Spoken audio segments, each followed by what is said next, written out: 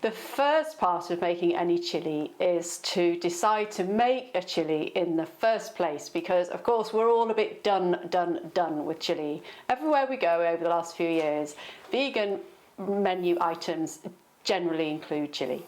It was a vegetarian food item, wasn't it? Because it was always on, a veggie chili was always on a menu for a vegetarian. So, you know, the restaurant situation hasn't changed much, there's always a chili. So I'm a bit done with chili, but I am including a chili because this chili is a bit different in terms of flavour. It's ever so easy to make. It's quite non-threatening for maybe a group of teenagers coming round, served with tortilla chips, etc. So the first step is to adjust the flavour of your chili by using these ingredients here, plus others on the way. So we're using red onions for a start, because this is all quite dark and rich looking.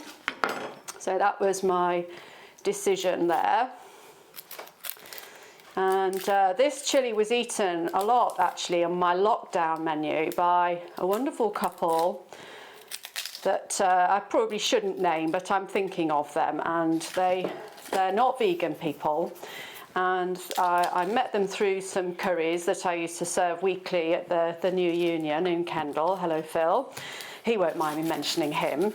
I met this delightful couple, and they're not vegan, but they just said good food is good food, and it doesn't actually matter what it's made of. And at that point, I began to think, well, yes, here's from a vegan point of view, I can influence people a little bit by really developing that message.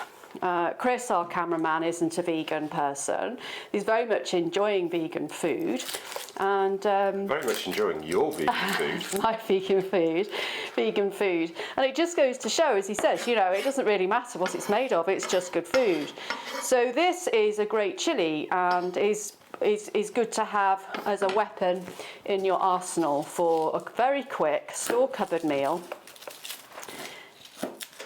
that tastes a little bit different than a regular chili. It is called Smokey Blues chili because, well, it's smoky in flavour, and I used to use, during lockdown, a supplier called Hodmedod's. I'll say that again, Hodmedod's. I'll put it up on the screen, Hodmedod's. And Hodmedod's are a UK grower of pulses. So I used their blue peas. So I had this product and I thought, blue peas, smoky blues, I don't know, maybe I was listening to jazz, I don't know, but that's where the title came from. I'm not using blue peas for this now, but you know, do have a look on the Hodmedod's website. Their pulses cook beautifully. When I was cooking professionally during that time, I would always cook, you know, soak and cook my own pulses and use Hodmedod's. There's onion going everywhere. Let me just move this forwards a little bit. So yeah, really, really good company. And certainly if I was in a restaurant situation, I would be using their products. I think they also will still sell their umami product, which is a really lovely flavour. Just checking I haven't just sliced the end of my thumb off. I haven't, but it was close.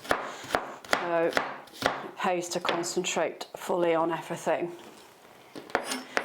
So yeah, let's just get this sliced off. But yes, their umami product is a cross between, I would say, miso and Marmite. It's amazing. It's fermented bean, actually. So we've got some hot oil in a pan here, and we're going to get this in here and add some spices and get them cooking, and then watch with some cameras as they cook down so that you can see. As usual, we are cooking in live time. Time is just elapsing in a natural way so that you can cook along and understand timings as best as we can show you timings.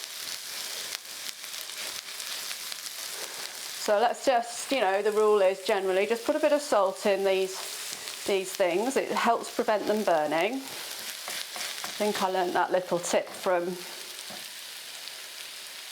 I think it was a Mary Berry recipe actually. thinking about it. Or Nigella, I can't remember, but anyway, somewhere, someday, years ago, I read a bit of salt in a pan stops a burn. So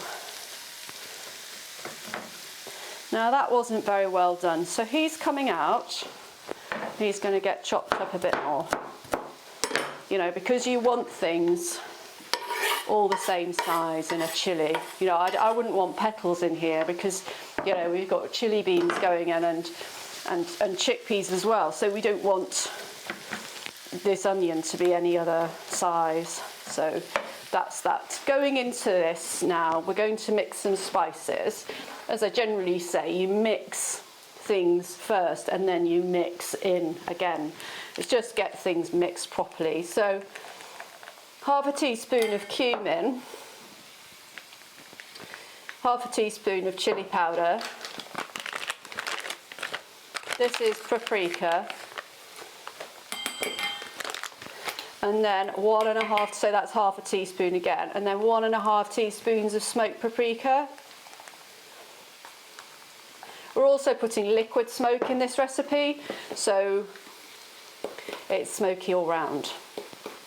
Notice you've used the same spoon for everything there. That's, yeah, I mean, it would be easy to go over the top, wouldn't it, and just use separate spoons. But yeah, I mean, the purist would use separate spoons, but no, not really.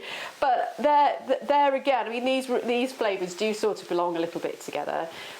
But I wouldn't put that in turmeric, and I certainly, if I dip that in turmeric, wouldn't be putting that in there because turmeric stains everything a certain colour. So yeah, it does vary a bit. And I also happen to know that these generally are used together. I've got so many jars of things. So yeah, it's a good question. You're very neat and tidy compared with me, though, Chris. So I'm sure, and you are an engineer by trade originally, so I think you might want to use separate spoons. You would. So yes, you person watching this in your home, thank you very much for buying the course, and yes, you choose what you want to do with regards to spoons.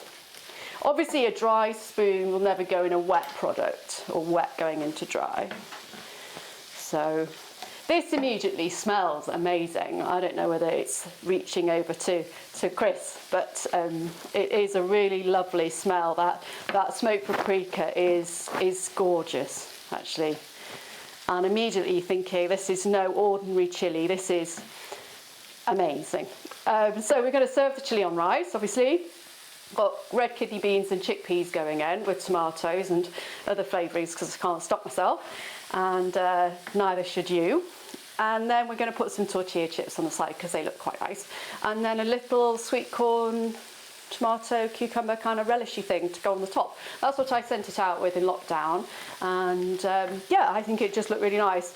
Colour wise, texturally, of course, as you're beginning to realise, there's always something cold and a little bit acidic on the side to lift flavours, and it looks right. And you know, why have just one thing on a plate when you can have another couple of things with an extra couple of minutes of effort? If you go that extra distance, extra journey with your food, you'll really reap the rewards of it.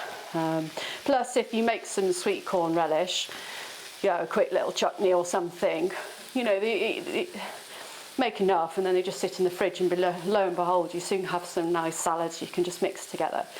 So, but lunch, I think weekday lunches as vegan people are somewhat challenging, I find. That's a whole different topic. That's probably a whole separate module and another course, you know, what to do at lunchtime, because the normal sandwich fillings aren't available. Normal being what's convention at the moment. If we'd all been born vegan, you know, putting ham inside slices of bread would not be normal, would it? But so yes, not being able to use pork products and meat products and eggs and cheese in sandwiches is certainly a challenge, I think, for vegan people everywhere.